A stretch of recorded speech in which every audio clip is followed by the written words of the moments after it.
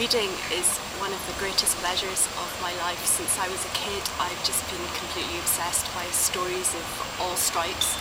And one of the best places to read is on holiday, of course. I have these fabulous memories of reading some of my favourite books, discovering these authors, discovering these books on holidays. Alistair Gray, Poor Things and Something Leather, I read on holiday, I think in Cyprus.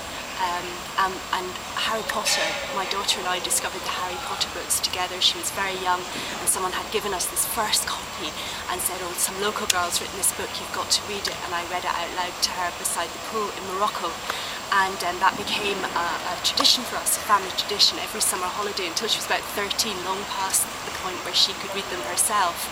I was still reading Harry Potter aloud. I remember getting increasingly frustrated that they got longer and longer and my voice was going over the summer. And I think a lot of people read that way. It's a huge thrill as well by the pool to see people reading your books and you watch them with this fascination, because writers hardly ever get to see people actually reading their material. I remember sitting opposite this lady who was reading Truth or Dare at one stage, this is years ago, and trying to figure out from where she was in the book what it was she was smiling at.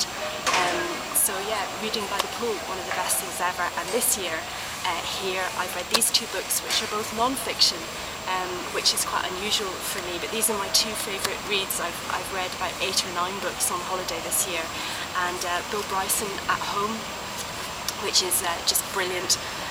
Story of all kinds of little historical anecdotes based around his house, basically, or the conceit of his house, and a really fascinating read.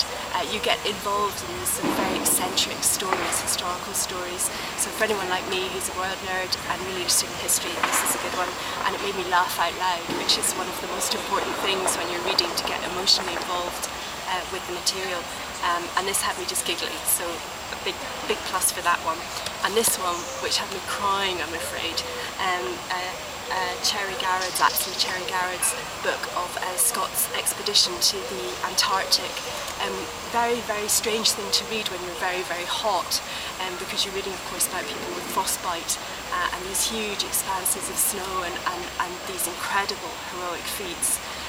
So I read this book and I cried a lot. I had tears streaming down my face even at the foreword.